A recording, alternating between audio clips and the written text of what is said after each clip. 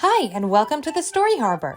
Today we have 1 full hour of Berenstain Bear fun coming up, with 5 different Berenstain Bear books read aloud. Let's get started reading together.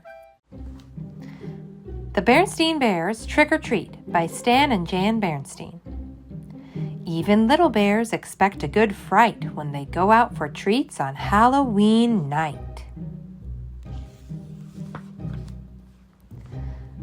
The sights and sounds of autumn were all around as Mama Bear pushed her shopping cart along the path that led to the Bear family's treehouse. The trees and shrubs were ablaze with color. Farmer Ben's pumpkins stood bright orange in the October sun. The crows cawed noisily as they searched the stubble for bits of corn.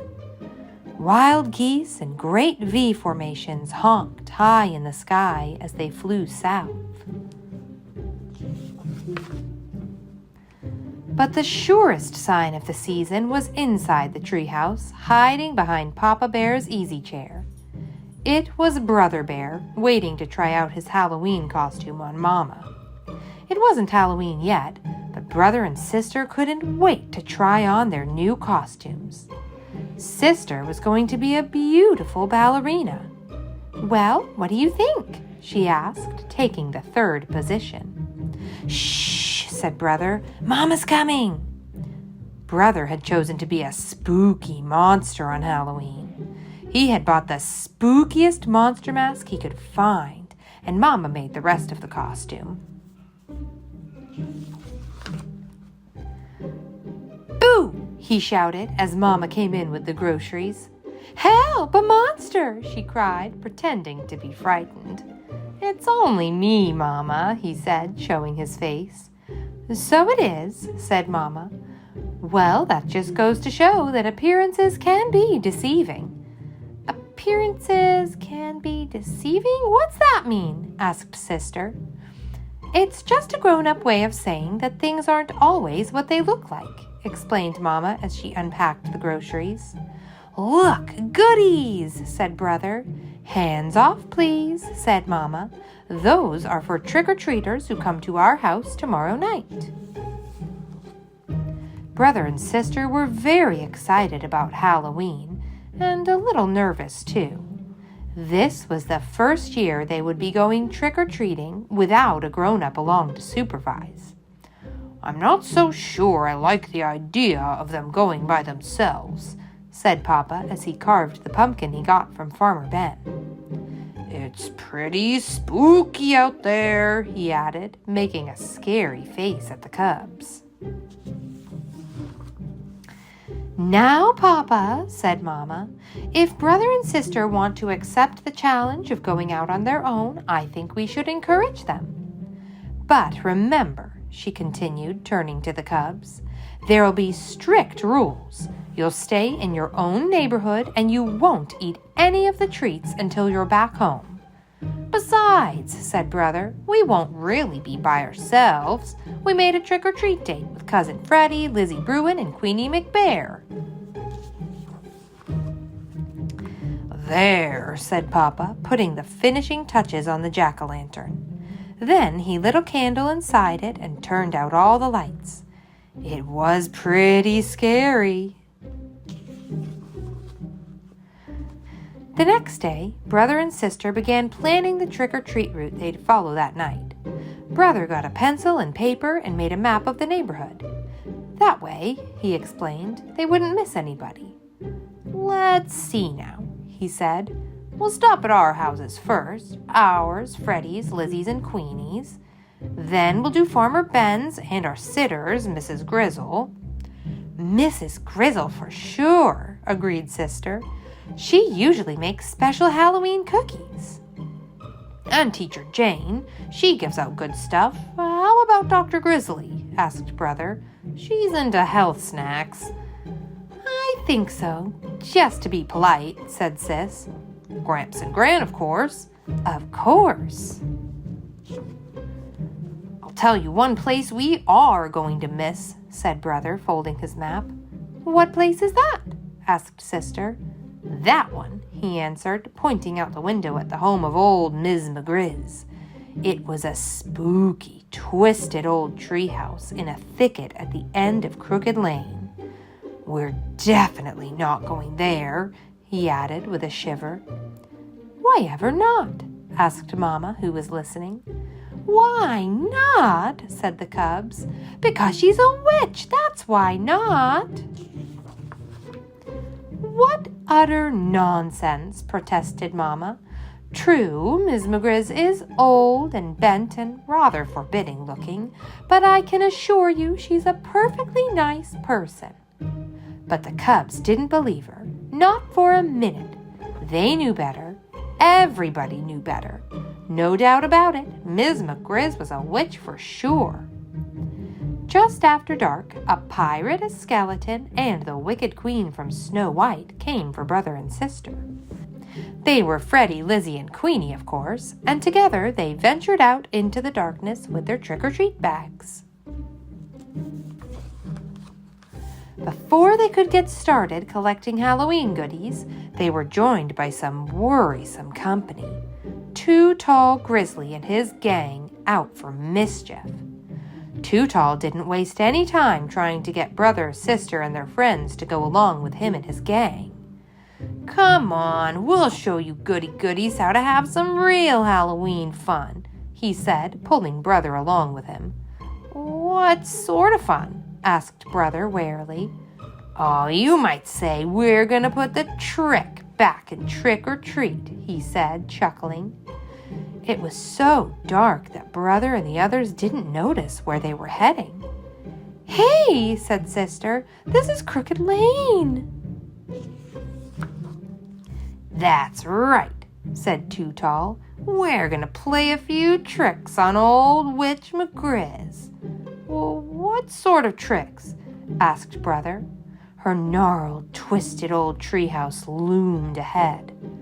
"First," whispered Too Tall, taking a roll of toilet paper from his jacket, "we'll decorate her house with a little of this.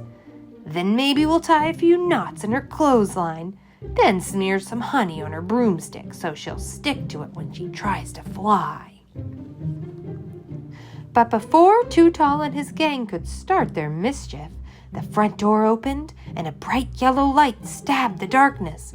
And there, in the doorway, stood the frightening figure of old Miss McGriz. "Aha!" she said in a gravelly voice.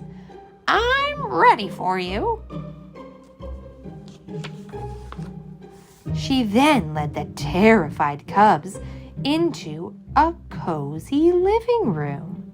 To their great surprise, there was a big tray of beautiful candy apples, all prepared for Halloween visitors. "Mama was right," whispered sister to brother. "Miss McGriz really is a sweet, kind old person." The cubs thanked her for the beautiful apples and went about the rest of their trick-or-treat business. Later that evening, brother and sister were at home looking over all the treats they had collected. The beautiful candy apples stood out, and Papa asked where they came from. "From Miss McGriz," answered brother. "From that scary-looking old grouch puss that lives down Crooked Lane?" said Papa. "That's right," said brother, taking a delicious bite of his candy apple. "You must really try to remember, Papa," said sister, giving her apple a little lick. "Appearances can be quite deceiving."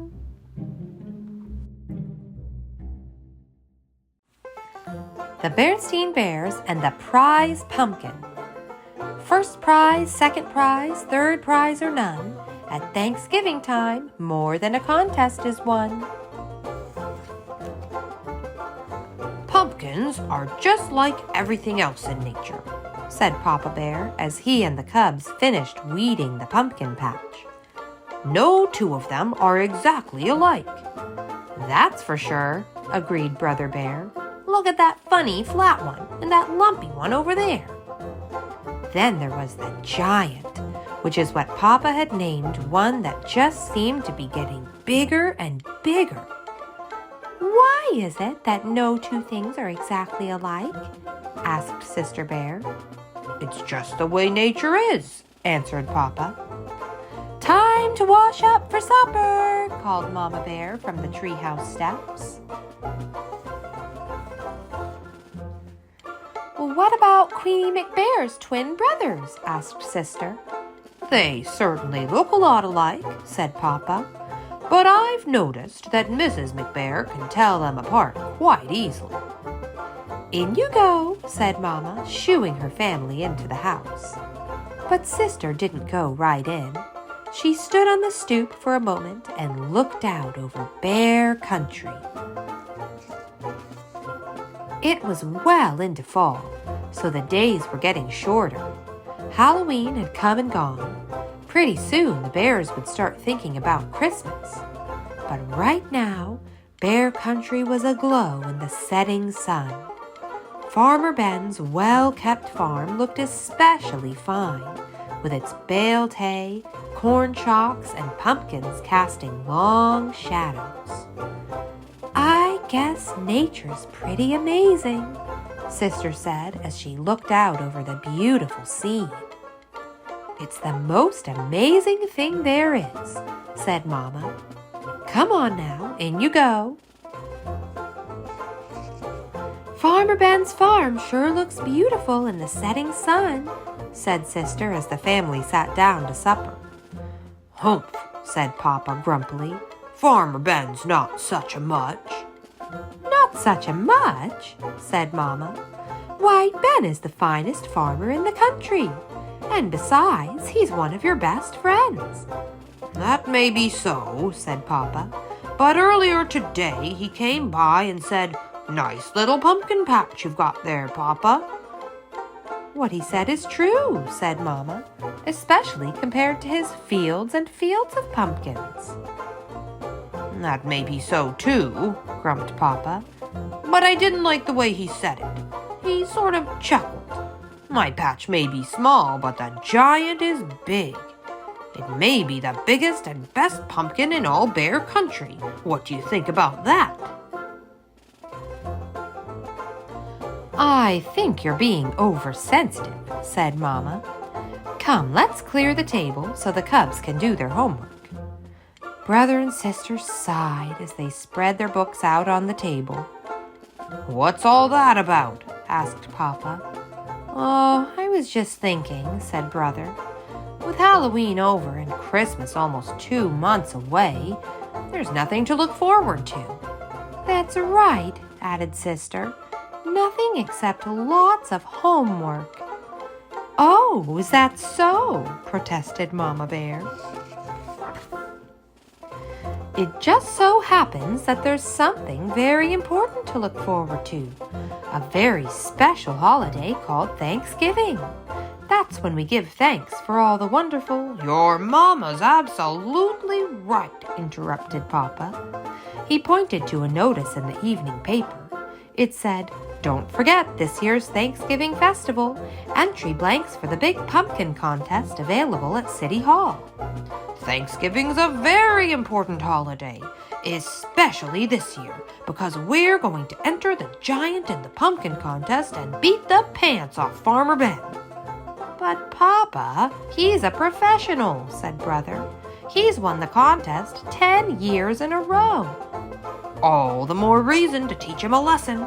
Come on, let's go out and check up on the next heavyweight pumpkin champion of Bear Country, he said. Now it was Mama's turn to sigh.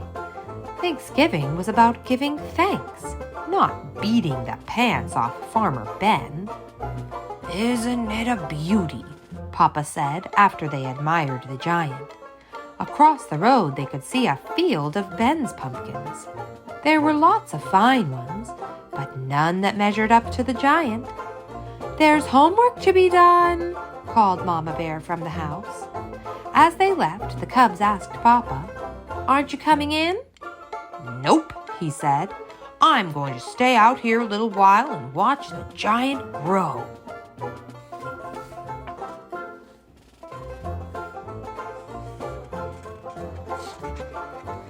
And grow it did.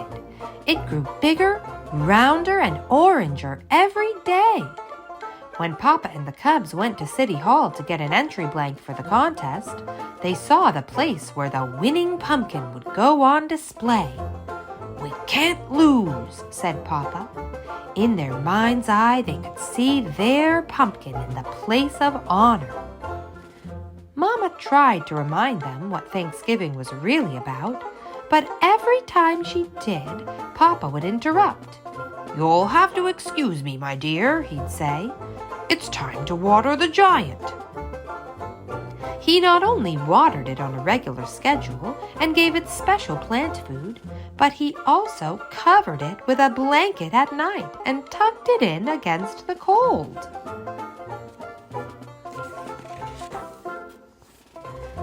One afternoon, the Cubs got off the school bus with something important to tell Papa, but they were stopped in their tracks by what they saw. He was talking to the giant. "Come on, old buddy, you can do it. Suck up that water, take in that sunlight." Mama explained that Papa had bought a book from the swindler Raffish Ralph about how to encourage your plants to grow by talking to them. "Well," said Brother, "I don't suppose it can do any harm." "It sure could harm his reputation," said Sister, "if anybody saw him talking to a pumpkin." Papa," Brother said, "a cub at school told me he went on a class trip to Ben's farm and saw some pretty big pumpkins, especially one really big one that Ben calls the monster." "We've got to get a look at it," said Papa. That evening, Papa and the Cubs climbed through the fence into Farmer Ben's field. They saw some good-sized pumpkins, but none to match the giant. "Maybe it's behind the barn," whispered Papa. Suddenly a light shone on them, and they heard Ben shout, "Prowlers in the pumpkin field! Get me my pitchfork!" They got out of there so fast, Papa tore his overalls climbing through the fence. "What have you been up to?" asked Mama Bear when they got home. "Nothing much," said Papa. "Just strolling in the moonlight."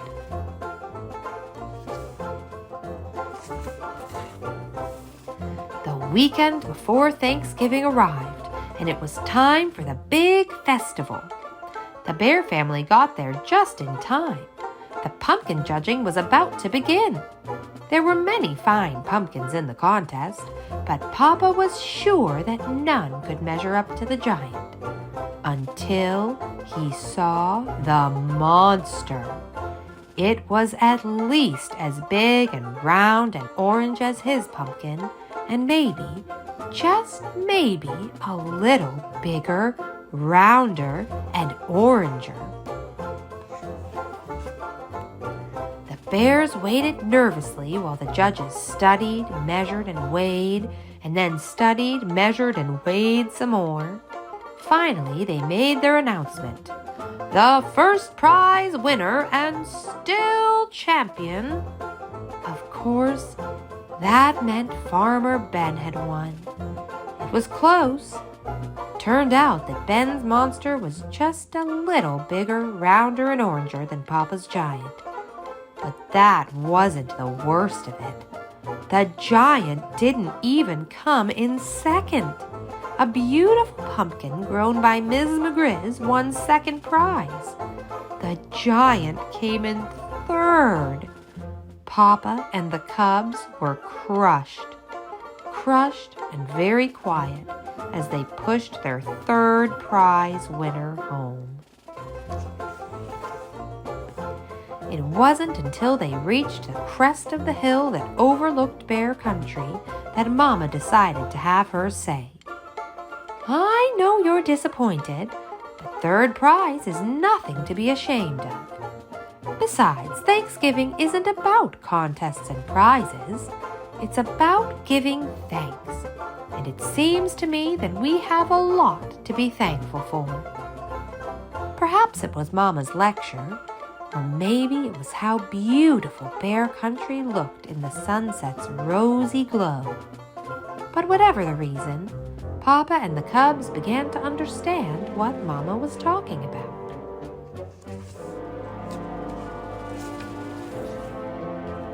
Even more so on Thanksgiving Day. After the Bears gave thanks for the wonderful meal they were about to enjoy, Sister Bear gave her own special thanks. "I'm thankful," she said, "that we didn't win first prize.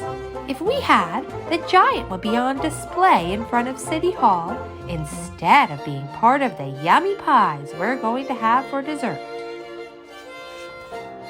As the laughter faded and the bears thought about the blessings of family, home, friends, and neighbors, they knew deep in their hearts that there was no question about it. Indeed, they did have a great deal to be thankful for. The Berenstain Bears Give Thanks, written by Jan and Mike Berenstain. Subscribe to our channel for more books for kids. It was autumn in Bear Country, and the sights and sounds of the season were all around. The leaves on the trees were turning orange, red, and gold. There was a nip in the air, and the sky was a brilliant blue. Flocks of geese flew overhead, honking their way south for the winter. Out in his cornfield, Farmer Ben was up on his big red tractor harvesting his crop. Papa, Brother, and Sister Bear waved to him as they drove up the long drive to the farm. Papa was delivering some new furniture for Mrs. Ben. It was a fine new kitchen table and chairs.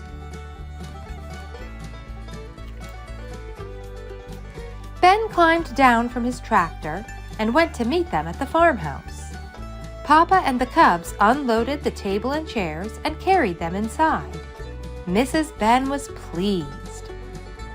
"My, don't they look nice?" she said. "It brightens the place up a bit. They do make my curtains look a mite shabby, though. I guess it's time I made some new ones." "Thank you, Papa Bear," said Ben, shaking hands. "A job well done. Now about our little deal." The cubs wondered what deal Ben was talking about. "I told you that you could have the pick of my produce in payment for the furniture," said Ben. "That's right, Ben," said Papa as he nodded. "I was thinking of a few cases of your extra special grade A apple blossom honey." Papa licked his lips just thinking about all that delicious honey. "That's fine," agreed Ben. "You're welcome to it. And I have something else behind the barn that I think might interest you. Meet Squanto," said Ben, "my tom turkey. Isn't he a beaut?" Squanto was indeed a magnificent bird. He was enormous, with a huge fanned tail and glowing colors of black, red, and gold. "Wow," said Papa, impressed. "That's some turkey." "He's beautiful," said Sister. "But why is he called Squanto?" "That was the name of the native bear who helped the Pilgrims plant their corn when they settled in their new home," explained Ben. "Squanto celebrated the first Thanksgiving with them after their harvest. I couldn't think of a better name for a turkey." "He sure is a fine bird," said Papa. "But what's he got to do with my furniture?" "He's yours if you want him," said Ben. "He'll make you the best Thanksgiving dinner in all Bear Country." Papa's eyes brightened. "Roast turkey, mmm." "Thanksgiving dinner?" said Sister, getting upset. "But that means—" "Now don't you fret, Sister Bear," soothed Ben. "Squanto can stay here till Thanksgiving. I'll fatten him up and deliver him all ready for your mama to cook on Thanksgiving morning. What do you say, Papa? Is it a deal?" "It's a deal, Ben," said Papa, and they shook hands on it. Papa was already imagining that mouth-watering Thanksgiving dinner. Roast turkey with stuffing, 2 kinds of potatoes, gravy, green beans, and squash, then dessert, pumpkin pie with whipped cream, and maybe some ice cream on top. Yum! But Sister Bear wasn't so sure she liked the sound of all this. She had never met her Thanksgiving dinner before. It made things more personal. And Squanto was such a beautiful bird. She liked him a lot. "You know, Papa," she said as they drove home, "I don't think having Squanto for Thanksgiving dinner is such a good idea. I think he would make a nice pet." "A pet?" said Papa in surprise. "Who ever heard of a turkey for a pet?" "Why not?" asked Sister. "Lots of cubs have unusual pets. Barry Bruin has a raccoon, Lizzie Bruin has a goat, and Too Tall Grizzly has a snake. Why couldn't I have a turkey?" Papa thought of that roast turkey Thanksgiving dinner with all the trimmings. "Turkeys just don't make good pets," he said, "and that's all there is to it." But Sister still didn't like the idea of Squanto being a Thanksgiving dinner. The weeks went past and the leaves fell from the trees. The wind grew positively chilly, and one day a few flakes of snow fell. Thanksgiving was drawing near. Every day Sister visited Squanto at the farm. He was growing fatter and finer. His feathers were bright and glossy. When he spread his tail, he looked like a big black, red, and gold peacock. But the closer it got to Thanksgiving, the sadder Sister got. She liked Squanto more and more each day. Mama noticed that Sister was down in the dumps. "You know, Sister," said Mama, putting her arm around her shoulder, "Papa's right. Turkeys don't make very good pets. They aren't like dogs or cats. You can't play with them or run and jump with them. They're really just farm animals." "I know," Sister sighed, "but I still like Squanto. He's so pretty." Mama grew thoughtful. She saw that Sister was really serious about this. "Now, dear, don't worry about it," she said. "Papa and I will talk it over, and I'm sure we can work something out." Sister brightened up. "Really?" she said. "You mean we won't have Squanto for Thanksgiving dinner?" "We shall see what we shall see," Mama said, smiling. "And in the meantime, I have a surprise for you. I've been thinking we should make this Thanksgiving into something extra special. Grizzly Gramps and Gran, Uncle Wilbur, Aunt Min, and Cousin Fred will be coming over for dinner. I thought we could put on a show for them." "A show?" said Sister, looking excited. She loved putting on a show. "What kind of show?" "I thought the story of the first Thanksgiving would be appropriate," said Mama. "It could tell all about how the Pilgrims and the Native Bears celebrated the first Thanksgiving together hundreds of years ago." "Neat," said Sister. "Will we have costumes?" "Of course," said Mama. "We can make them ourselves. I have lots of old fabric we can use, but we'll need feathers for the Native Bears' headdresses." "Squanto dropped lots of tail feathers," said Sister. "They're perfect. I've been saving them." She ran upstairs to get her collection of turkey tail feathers. She brought them down to Mama's sewing room. Mama had the P book from the Bear Encyclopedia open to Pilgrims so she could see what their clothes looked like. "You're right, dear," said Mama, taking the feathers. "These are perfect. But do you know what else we'll need?" Sister shook her head. "We'll need a script for the play," said Mama. "Why don't you write one?" "Me?" "Certainly," said Mama, getting out her fabric and spreading it out. "You know the story of the first Thanksgiving, don't you?" "I guess so," said Sister. She had heard about it in school over and over again every November.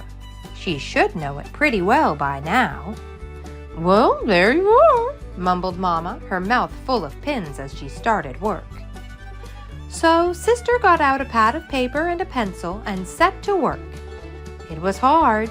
She had never written a play before. She asked Brother for help. Sister wrote the script and Brother copied the parts for each player. Sister was so busy working on the play that she forgot all about Squanto the turkey for a while. When Thanksgiving Day finally arrived, everything was ready. The script was written and copied. Mama had sewn beautiful pilgrim and native bear costumes, and the treehouse was full of the wonderful smells of Thanksgiving dinner. Around 2 o'clock, Grizzly Gramps and Gran, Uncle Wilbur, Aunt Min, and Cousin Fred arrived.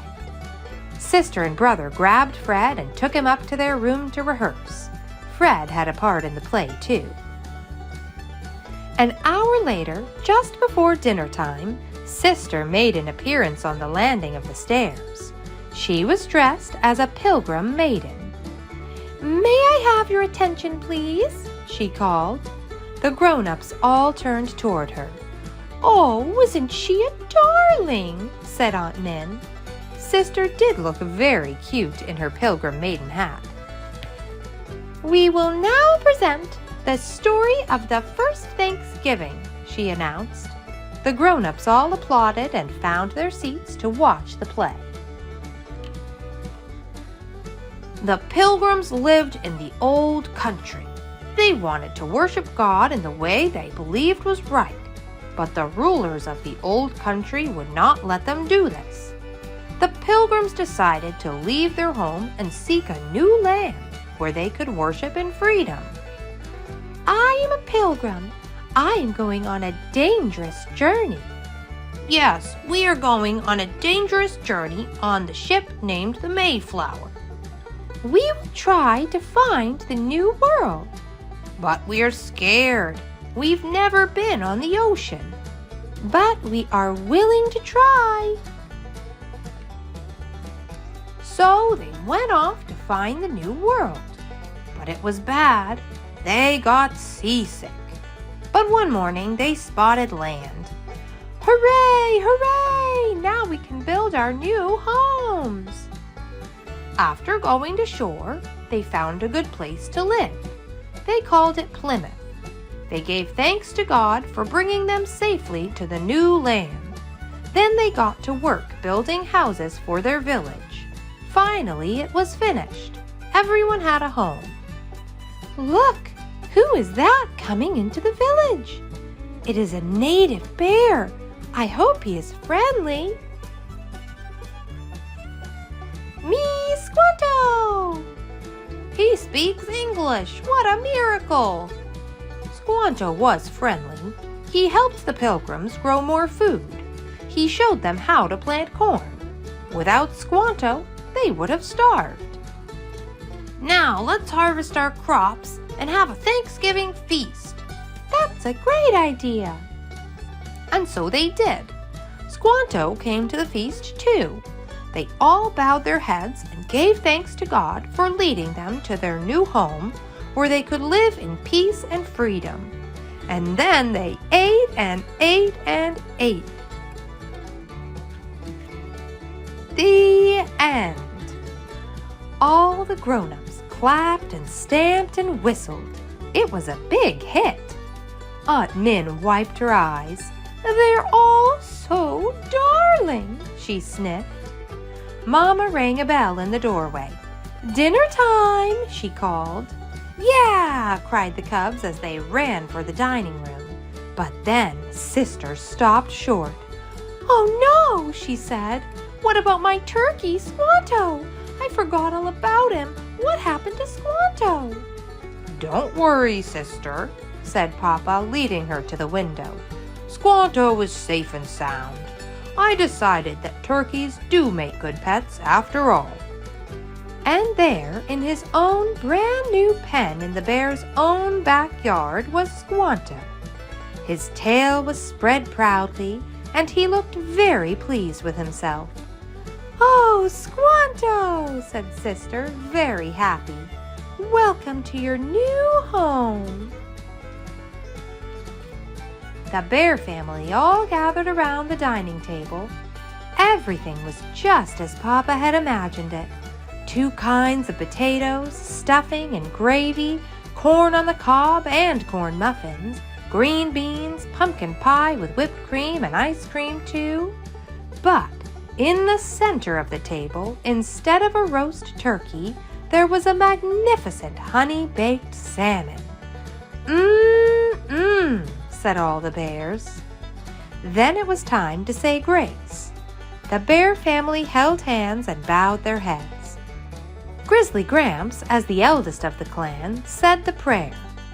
Dear Lord, we give thanks for all your blessings, for this great feast that you have provided, for the warm homes that give us shelter, for the love of our family that surrounds us today, and for all the beauties of the earth that you in your great love and wisdom have created. Amen. Amen, everyone said, picking up their knives and forks. But Sister had something to add. And I am especially thankful for my wonderful new pet, Squanto the turkey. Amen, everyone said again, and they all laughed. Man, echoed Honey, as they dug into that delicious food like a family of hungry bears. The Berenstain Bears Christmas Tree by Stan and Jan Berenstain. Subscribe to our channel for more books for kids. In Bear Country, Christmas excitement was mounting. The waiting was down to 10 hours and counting. The holly was hung, the presents were bought, a magnificent Christmas salmon was caught.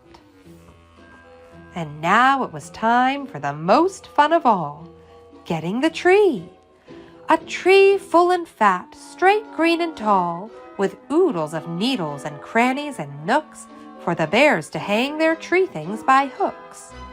The tree things, cried Pop with the jolliest shout, our wonderful tree things, let's get them out. They had quite a collection. There were bangles and bells and bright-colored balls, boxes of things in closets and cupboards and corners of halls. There were some that were heirlooms saved year after year, a Santa Bear sled with tiny reindeer, strings of bright beads to hang in festoons, a musical bear that sang Christmassy tunes. 'Tis the season to be furry, especially if you're a bear.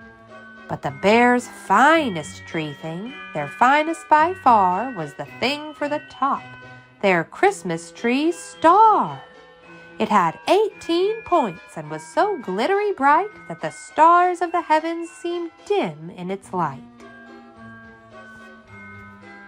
What an array! What a display! Papa Bear bragged, quite carried away. What a grand and glorious sight it will be when we hang all this stuff on our Christmas tree. Why, bears will come from near and far to see how Christmassy we are.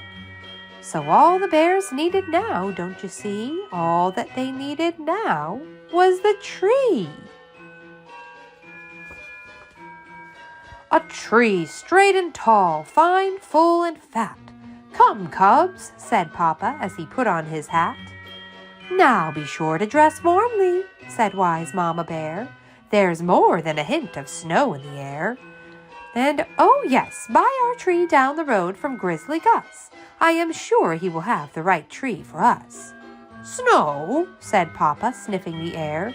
Not a chance. The weather today will be bright and fair. I can always tell if it's going to snow by a sharp shooting pain in my left big toe.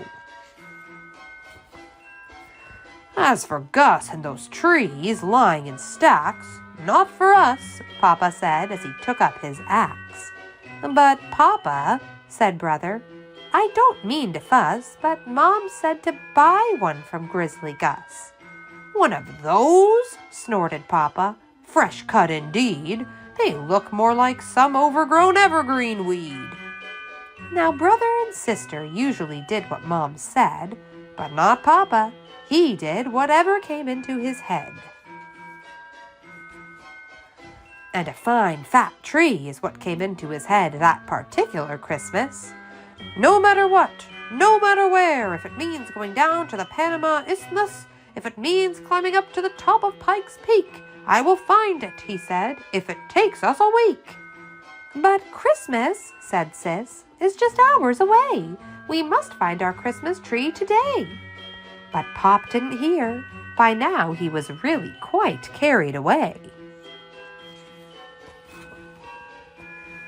He was forgetting something that day, that Christmas is more than show and display, more than just tinsel and pink plastic stars and stuffing yourself with sugar nut bars.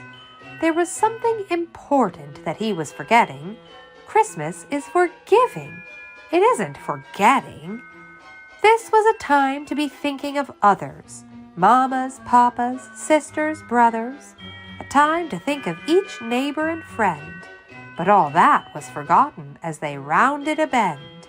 As they rounded that bend, what did they see? Papa's perfect Christmas tree. What a tree! What a tree! This surely was it. Its green was so green, its tall didn't quit. Its nooks all had crannies, its crannies had nooks. The one question was, would they have enough hooks? Stand back, said Papa, getting ready to chop. Wait, Sister cried. Hold it, please, stop.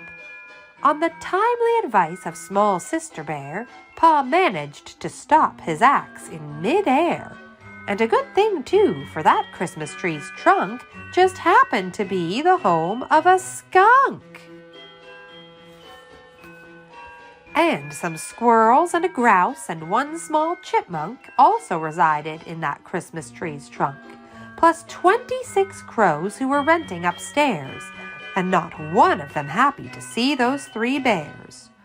Though this tree, said Pa, seemed quite a find, it isn't quite what I had in mind. There was something else Pa hadn't in mind as they rapidly left Mr. Skunk's tree behind. The coming great day was the skunk's Christmas too, and the squirrels and the chipmunks. If he chopped down their tree, what would they do? And the crows and the grouse, what would they do if he chopped down their house? Where would they have their holly and bells, their Christmas goodies, their Christmassy smells? How would they enjoy their Christmas feast? But such questions as those did not bother Papa, not in the least. His head was so filled with his bangles and bells, his bright-colored balls, his tree things stacked up in closets and halls, that there just wasn't room for anything more. Onward, he cried, and the bears pressed on with their Christmas tree chore. We will find the right tree, we must and we will. I will ford any stream, climb any hill, go over Niagara Falls on a log, penetrate the impenetrable fog, brave the terrors of sinister bog. We will find the Christmas tree we seek, we will find it, said he, if it takes us a week. But please, said Sister, we must find a tree soon. She's right, Dad, said Brother. It's late afternoon.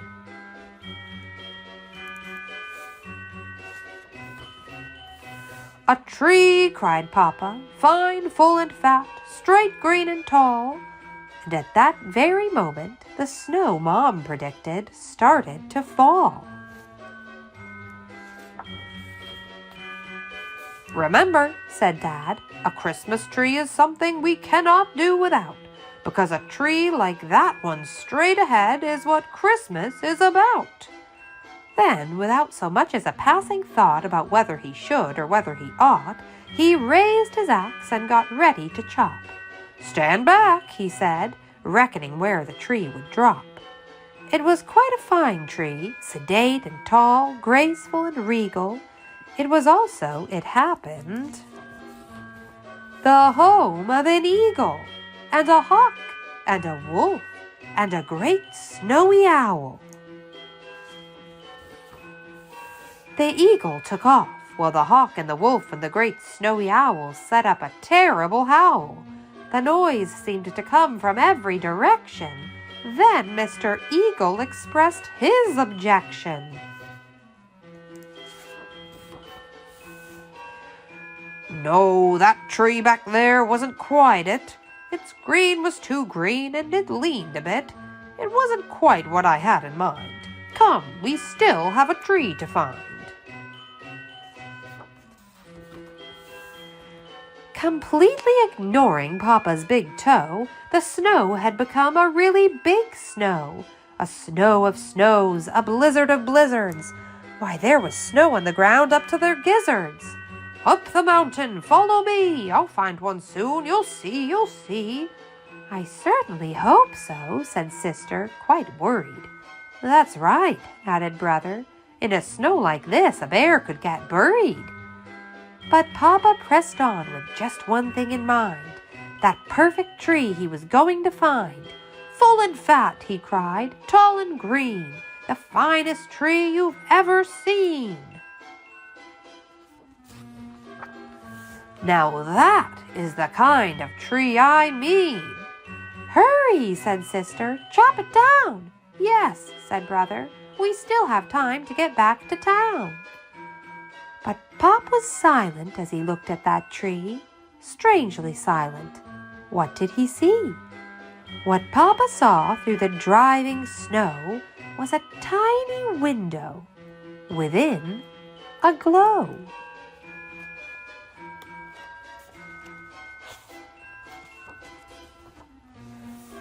Pop hardly breathed. He spoke not a word. What he saw through the window was a tiny snowbird busily trimming his Christmas tree with the help of the members of his family. Their tree was a twig decorated with seeds that the tiny snowbirds had collected from weeds. And for the first time that day, Papa saw Christmas in a different way.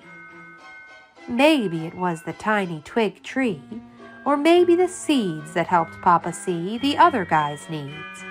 But whatever it was, Papa shouldered his axe and spared the tree. He remembered what Christmas is really about. He'd had it all backward and inside out. This, said Pop, with a far-off Christmassy look in his eye, is a time to think of the other guy. A time, he continued, to be thinking of others. Mamas, papas, sisters, brothers, nature's creatures, great and small, fellow creatures, one and all. But Papa, said Sis, what about our tree? The tree for our bells, our bright-colored balls. Yeah, added Brother, and all that stuff in our closets and halls. No problem, said Pa. There's no need to fuss. We'll go back and buy one from Grizzly Gus. Grizzly Gus, both cubs said together. After that trip, and that climb, and this weather? Don't bother me with questions, said Pop. Then he found an old stump and started to chop, and quick as a flash there were 3 pairs of skis. Here, Papa said, slip into these. So Pop and the cubs put on skis and went back for one of old Grizzly's trees. But when they got back to the Christmas tree lot, the lot was still there, but the trees were not. Only a sign saying, "Sorry, sold out," and some tired old needles lying about.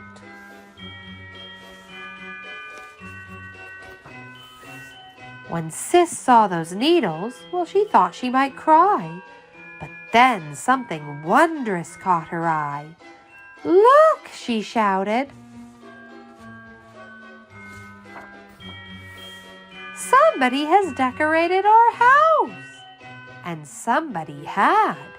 The chipmunk, the skunk, the crows, and the grouse the eagle, the owl, and all of the others, and quite a few of their sisters and brothers, were returning the kindness Pa showed those snowbirds. The bears, they were speechless. They just had no words. All of the bears' tree things were there. The bangles, the bells, the musical bear, the Christmas tree star, the Santa Bear sled. "Why, everything's shining," Sister suddenly said. Then a very special starry light filled the sky that Christmas Eve night. It didn't come from the pink plastic star. It was the light of the real Christmas star. The true Christmas spirit shone down that night. It filled the whole sky with a lovely light. It charged the cold, clear bear country air. It filled the heart of every bear. And their fellow creatures, one and all, nature's creatures, great and small. Next day at dinner, Brother Bear wondered, "Pop, on that thinking of others bit, how about the salmon? How about it?" "Your remark," said Papa, "shows wit and perception, but in the case of the salmon, we'll make an exception."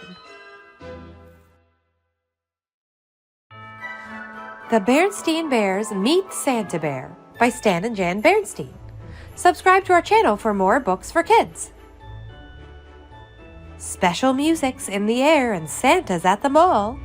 What do the little bears make of it all? It was just 2 days after Thanksgiving, and the sights and sounds of Christmas could be seen and heard all over Bear Country. "It seems to me," said Mama Bear as the Bear family arrived at the Bear Country Mall, "that the Christmas season starts earlier every year." "Yes, isn't it great?" said Papa Bear, admiring the mall decorations. "I'm not so sure," sighed Mama. "I'm concerned about Brother and Sister Bear. Too much excitement isn't good for cubs." "No need to be concerned," said Papa. "Brother and sister are good little cubs. I'm sure they'll be calm and sensible about the whole thing." But if Papa had looked at Brother and Sister at that moment, he wouldn't have been so sure. They were passing the big new toy store, and Brother and Sister didn't look the least bit calm and sensible. They had just come from watching Saturday morning television, and there had been lots of commercials for the new Christmas toys. Sister had wanted them all. A bear hug teddy, which hugged you back when you squeezed it, a ride-on pink pony, a clown face mobile kit, and giggly goo, a strange substance that you could make into all sorts of funny shapes. There had been some things that had excited Brother, too, especially a remote control robot that could stand on its head and a dinosaur molding kit. And there they were, right in the toy store window, plus lots more. Sister was so excited she was practically jumping up and down. And when Brother read a sign saying Santa Bear was coming to the mall to meet all his cub friends, she got even more excited. "Santa Bear!" she cried. "Oh, Mama, may I come meet Santa Bear? Please, may I, please?" "In good time," said Mama, sighing again. "Calm and sensible, eh?" she said, looking at Papa. Sister Bear could hardly wait to start her Christmas list. She needed a little help from Brother with the hard words, but she didn't need any help thinking up things she wanted for Christmas. Over the next few days, the sights and sounds of Christmas became stronger and stronger, and Sister's list grew longer and longer. After a while, it looked like this. "Dear Santa Bear, this is my Christmas list. Bear hug teddy, happy pink pony, clownmobile, giggly goo, a red ball, bubble pipe, gumball machine, dollhouse furniture, electric toy washing machine, comb and brush set, birthstone ring, pink mittens, ice skates." To see the rest of Sister's list, please turn the page. Storybooks, coloring books, crayons, paints, paint pad, clay, bunny puppet, froggy puppet, teddy cart, bike, roller skates. You know, warned Brother, if your list is too long, Santa Bear might think you're greedy and not bring you anything. Sister hadn't thought of that. Santa Bear has a lot of cubs besides you to think about, all the cubs in the world. She hadn't thought of that either.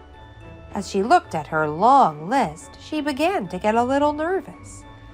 Have you ever met Santa Bear? She asked Brother. Sure, answered Brother, who was finishing up his list, which was very short. A couple of years ago, he asked if I'd been good, then I told him what I wanted for Christmas and gave him my list. That was that. It was fun. Dear Santa Bear, for Christmas I would like a robot that can stand on its head, and a dinosaur molding set, and some surprises. Thank you, Brother Bear. Now Sister was really nervous. She thought of all the times she hadn't exactly been good. The time she and Brother had gotten into a fight and shouted at each other. The time Mama's best lamp had gotten broken and they told a big lie. And the time they had let their room get so messy that Mama had threatened to throw away all their toys. Oh, I wouldn't worry about those times, said Mama, giving Sister a little hug. Santa Bear doesn't expect cubs to be perfect, just good. Then she said, I hope you have your list ready, because tomorrow is the day you are going to meet Santa Bear. Sister gulped. It's almost ready, she said. But what about your list for Santa, yours and Papa's? Don't worry about that, sweetie, said Papa. Santa Bear isn't for grown-ups. He's just for cubs. Psst, whispered Brother. Presents for Mama and Papa is our job, silly. Come on, let's see how much you've got in your piggy bank. Sister had just enough. Brother had enough and a little extra. That evening, Sister made a new list. It looked a lot like Brother's. When they got to Santa Bear's little house in the mall the next day, there was a line. While Sister waited, she began to think about Santa and what a hard job he had. She wondered how he took care of all those cubs. She wondered where he got all those presents. She wondered. Then before she could wonder another wonder, it was her turn, and she was up on Santa Bear's big lap. It's very nice to see you, he said in a deep, jolly voice. Now, tell me, my dear, have you been good this year? Well, said Sister, taking a deep breath, I haven't been perfect, but I have been good. Then she told him what she wanted for Christmas and gave him her list. Santa gave Sister and every other cub a souvenir coloring book.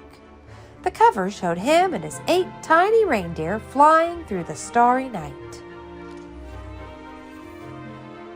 Sister's mind was so filled with thoughts about Santa that she almost forgot about the special shopping she had to do. But Brother remembered.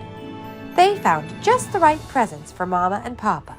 Sister chose a fine new fur brush for Papa and a lovely new pincushion for Mama. Brother bought Mama a box of her favorite breakfast tea and for Papa a handy pocket calculator. Look, said Sister as they were leaving the mall, another Santa. She was right. There, ringing a bell, was a rather skinny Santa with a scraggly beard. Beside him was a big iron pot that said, Help the Needy. That's one of Santa Bear's many helpers, explained Papa. His job is to collect money to help the needy. Birds who need seed, squirrels who didn't put enough aside for the winter.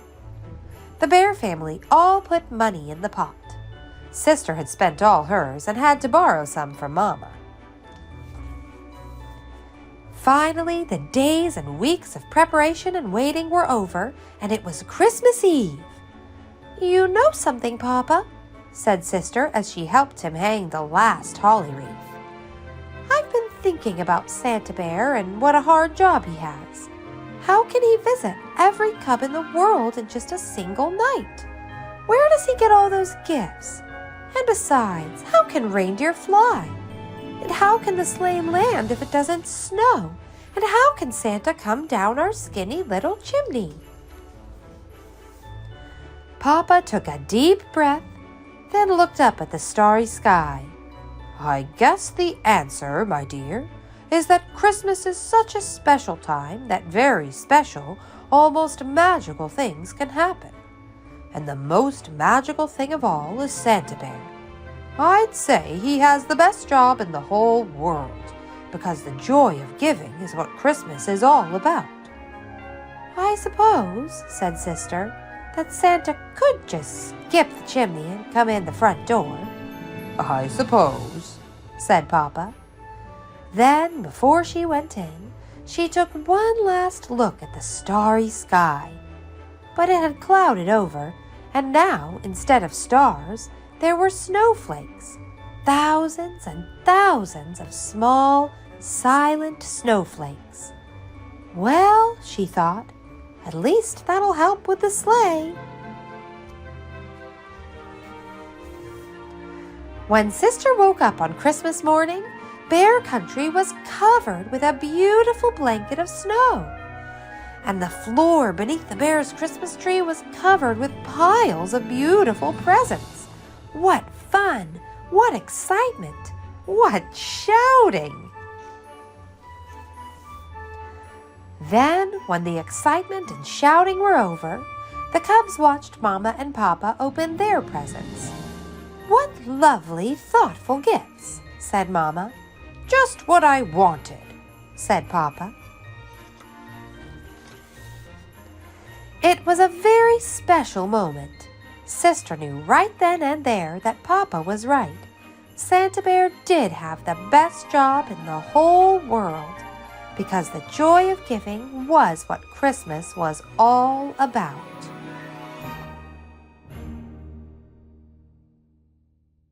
Thanks so much for joining us today. Subscribe to our channel for more Read Aloud books for kids and help us reach our next goal of 2,000 subscribers. We post new Read Aloud books for kids every week, so we'll see you again soon.